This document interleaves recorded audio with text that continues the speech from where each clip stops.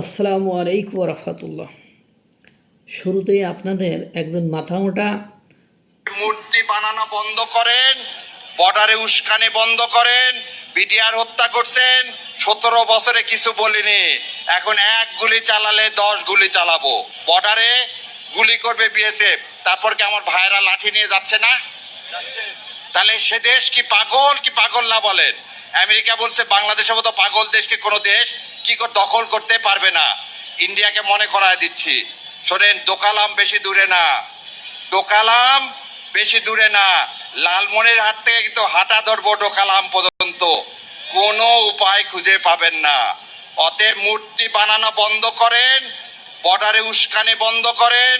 BDR হত্যা করছেন, 17 বছরে কিছু বলিনি, এখন এক গুলি চালালে 10 গুলি চালাবো।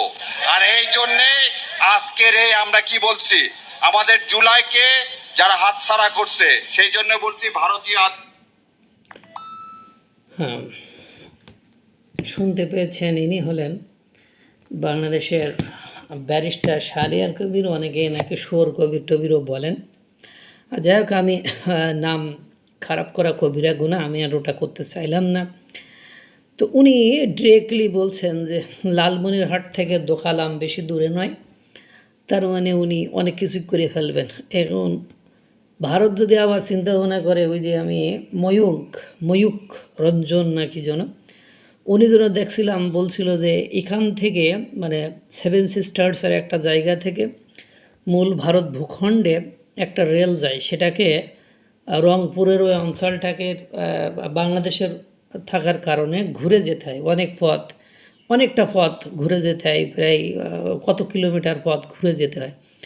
এটা যদি ভারতের অধীনে থাকে তাহলে সরাসরি এটা চলে যেতে পারে, এরকম একটা ভিডিও উনি দেখিয়েছেন। এবং আমাদের পুরোদস্তুর ভারত বিরোধী পিনাকি ভট্টাচার্য উনি বললেন যে বাংলাদেশের রংপুর হাতছাড়া হয়ে যাবে এবং ভারত এটা দখল করে নেবে। আর এর জন্য উনি বিএনপি এবং জামাতকেই দায়ী করেছেন, অ্যাক্টিভিস্ট আপনার পিনাকি ভট্টাচার্য। কারণ ওই যে ময়ূকের ওই ভিডিওটি আমি আপনাদেরকে যা বললাম আর কি, এখন ইনি বলছে একটা গুলি চললে 10টা চলবে। তারপরে পাগলা খ্যাপাটে বিডিআর হত্যা নিয়ে কিছু কয় নাই।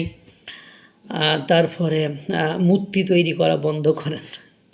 এখন ভাই, একটা দেশে যখন সেই ধর্মের লোকজন বসবাস করে, তারা যদি তাদের বৈধ সম্পদের উপরে কোনো মূর্তি, তাদের আরাধ্য কোনো মূর্তি তৈরি করে, তাহলে এদেশের সরকার কি করবে? কারণ সংবিধান স্বীকৃত যে এদেশের প্রত্যেকটা ধর্মাবলম্বীর লোকেরা স্বাধীনভাবে তাদের ধর্ম পালন করতে পারবে।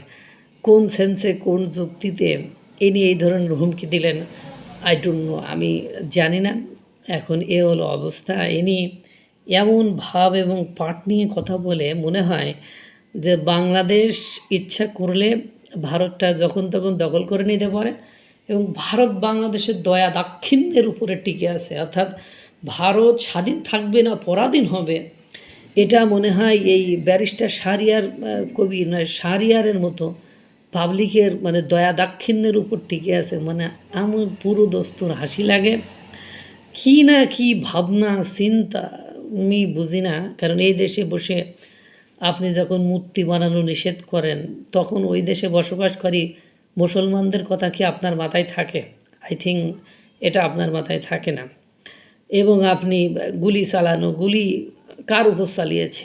গুলি চালিয়েছে আমরা দেখেছি যে হ্যাঁ, গুলি চালানো মানুষের জীবন কেড়ে নেওয়া অমানবিকতা, এটা আমি আই নেভার সাপোর্ট ইট, আমি এটা কখনো সমর্থন করি না, এখনও করেছি না। তাই একটা চালাইলে আপনি 10টা চালাইবেন, তো আপনি 10টা চালায় সে 10টার মানে রেজাল্ট ভোগ করার মতো অ্যাবিলিটি আপনার আছে তো আগে সেটা তো দেখবেন নাকি? সেটাও তো আপনাকে একটু বিবেচনা করতে হবে। এই যে চিন্তাভাবনা, এইসব চিন্তাভাবনার কারণে বাংলাদেশের অবস্থা অর্থনৈতিক, রাজনৈতিক, সামাজিক, সাংস্কৃতিক সব দিক থেকে ক্রমান্বয়ে আমরা ক্ষতির দিকে চলে যাচ্ছি। একটু সচেতনতা, সাবধানতা আমাদেরকে এই ক্ষতির হাত থেকে রক্ষা করতে পারে। দিন শেষে শাহরিয়ার কবির মতো লোকেরা বিদেশের বিমানের পেছন ধরে বিদেশে চলে যাবে, কিন্তু আপনারা যাদের আমাদের একটা পাসপোর্টও নেই, আমাদের এই দেশেই থাকতে হবে। সুতরাং সকলকে সচেতন হতে হবে। উগ্রতা, সন্ত্রাসীপনা এবং যেসব বক্তব্য উত্তেজনা সৃষ্টি করে উস্কানিমূলক বক্তব্য থেকে আমাদেরকে বিরত থাকতে হবে। আল্লাহ তাআলা সকলকে ভালো রাখুক, সুস্থ রাখুক। আসসালামু আলাইকুম ওয়া রাহমাতুল্লাহ।